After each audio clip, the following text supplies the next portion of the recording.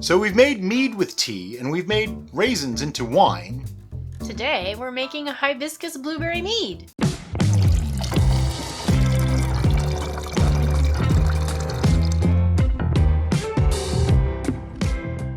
And if you're wondering what blueberries have to do with raisins, they're dried blueberries, so they're blueberry raisins. So yeah, this is a hibiscus mead with dried blueberries. Really, really flavorful stuff. We just thought that the blueberries complemented it and just, yeah, I think this is going to be cool. We knew we wanted to make a hibiscus mead, but we wanted to give it a little something extra. What she said. So we were going through the different dried fruits that we had available, which surprisingly enough is a lot. Yeah. And we stopped when we came with the blueberry pairing because we thought the little acidic punch, the tartness that blueberries naturally have, is going to pair really good with the citrus notes that hibiscus likes to imbue onto a brew. And I'm not chopping these up because when I tried one, it actually just like disintegrated in my mouth, fell apart. Doesn't have that chewiness like a regular grape raisin does. So I'm not worried about that. I think that's going to be just fine. The hibiscus we're using is actually just dried hibiscus petals. Okay, I just got some of these out to show you guys.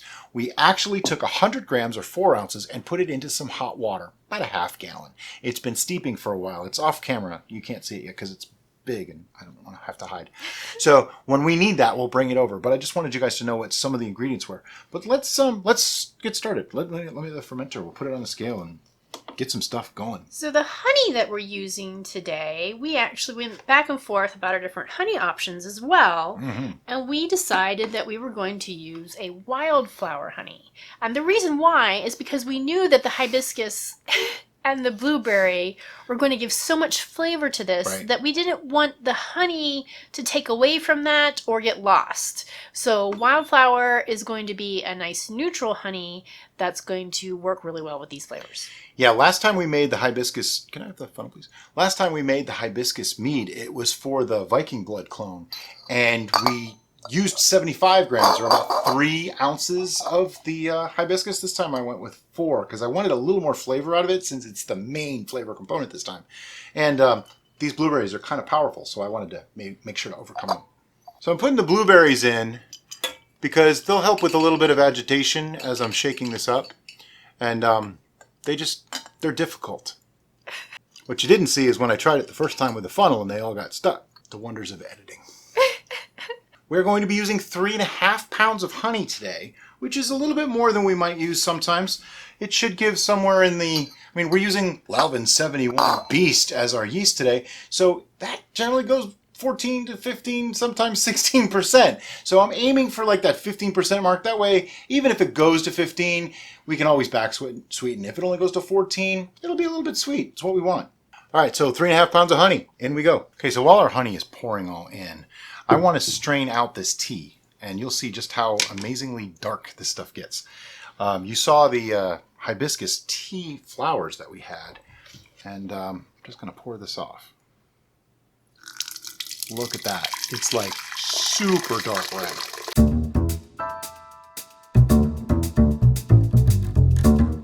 I'm not going to squeeze the bag. Now this is the same dried hibiscus that we used to make our Viking Blod clone. Same bag. Which gave it that really dark red color. And I'm going to use this because it's hot right now. I'm going to pour some of this into the funnel to get some of that honey out. And apparently spill it everywhere. Just a note, this picture is horrible. We bought this just to have a second one. It leaks all over the place. Just goes down the sides and everything. Look at this. I only filled it about halfway on purpose because what I have to do now is shake this up. So I'm going to use a solid bung that doesn't have a hole in it. That's what solid means. And I'm going to shake this up. The reason I only want to do it with this much is first, this stuff is really hot. I don't want to fill it and have a really hot bottle that I have to touch. I want it to cool down a bit. Has to before we add our yeast. But as it's warm, it will mix that honey really nicely. There's air in here. I want to mix that into the must too. The more oxygen you get in, the less off flavors and odd starts you might get from your yeast. Wow, it mixes that honey in really nice. You can already see the color though. It's just amazing.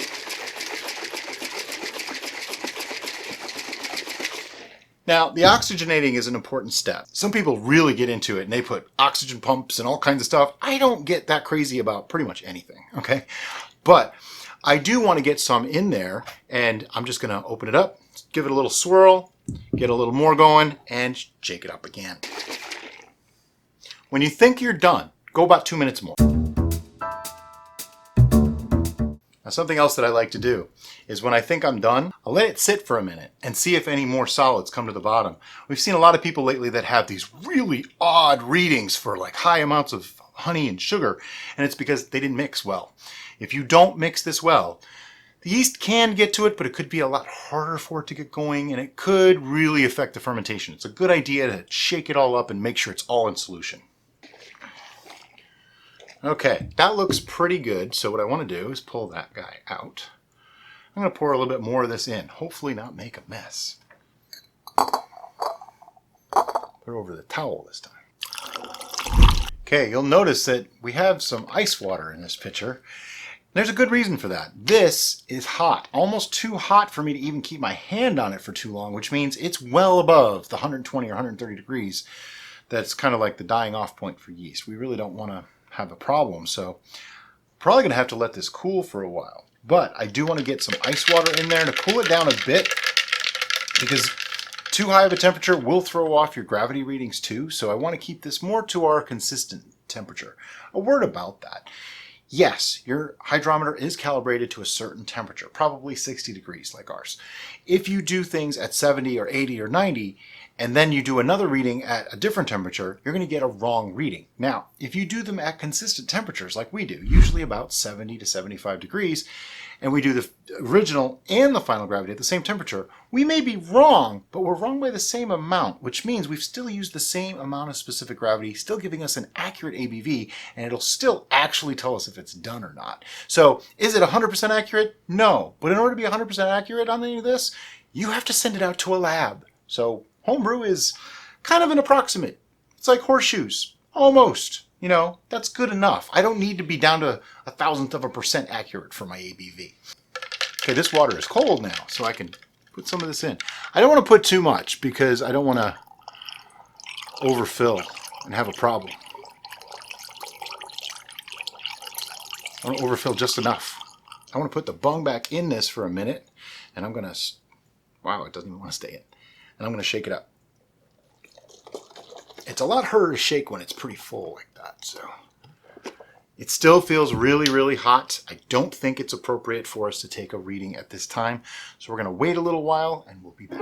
Okay, we're back, and this is cooled down to a little bit over room temperature, which is pretty much a safe range. It was really, really hot before. What we did though to cool it off is just get a big pot, put some water in it, put some ice in it, and leave it in there for probably 20 minutes to a half an hour. It'll cool right off. So I'm just going to pull this guy out and dry it off a little bit, and we're good to go. Do want to give this just a quick little shake up, because what will happen is the hotter liquid will be at the top, colder at the bottom, and yeah, the bottom actually feels cool to the touch, whereas up here it's still a little bit warm. Kind of interesting how you can see that. Next is going to be a reading, and this is where we find out, you know, how did we do on our measurements? Where's it going to be? How badly did I screw up? You know, that sort of thing. If you watched our spice metheglin video, you will notice that we took our reading after we pitched our yeast, and that's when we came to the brilliant deduction that now that we dry pitch yeast, it's probably best to do the reading before we do that. So that's why we're doing this today. 1.114. A little lower than I really wanted. I actually wanted more like 1.125 or something like that. But it's okay. Worst case scenario, what'll happen is this will go totally dry, and then we just back sweeten it. No big deal. Either way is perfectly acceptable. Now I'm going to pour this right back into this fermenter. Why? Because everything's been sanitized in the red bucket of sanitization!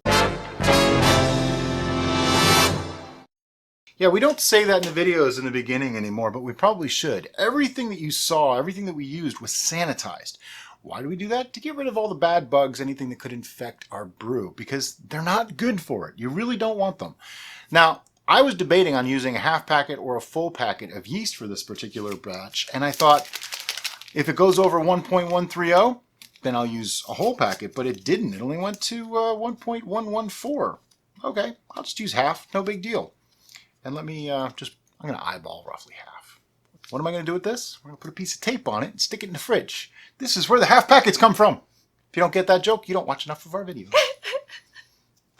And as Derica said before, we used yeast hulls in a recent video, and I thought, you know, maybe they really did do something, so I'm going to use them again. And I'm just going to do a half teaspoon.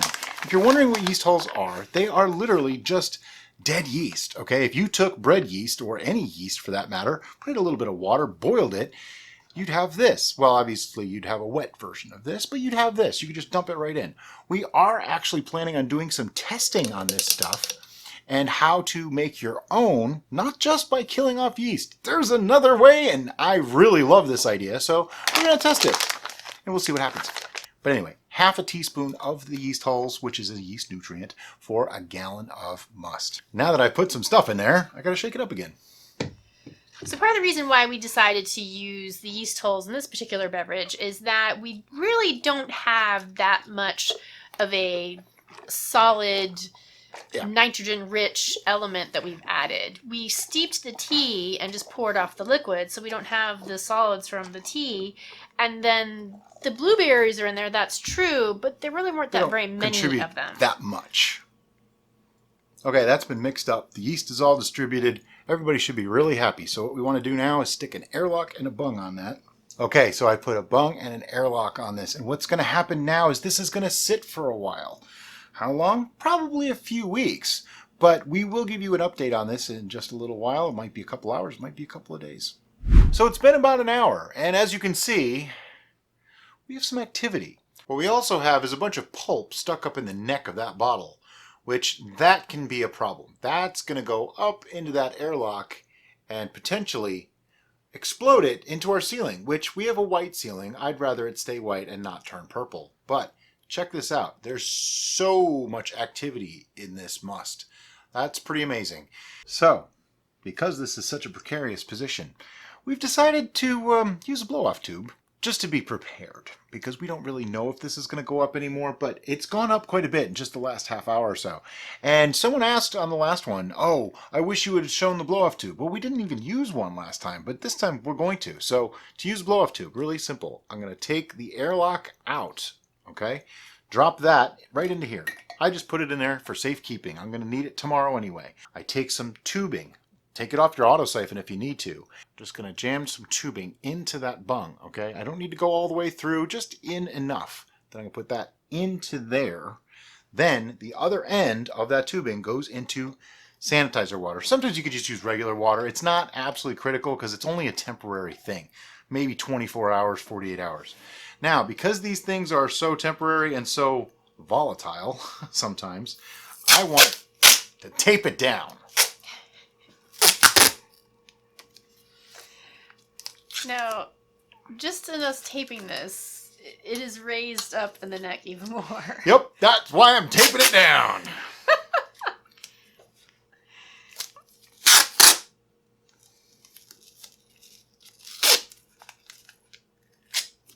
And just for an extra level of safety over here, I'm going to put a piece of tape over the tubing so it doesn't fall out.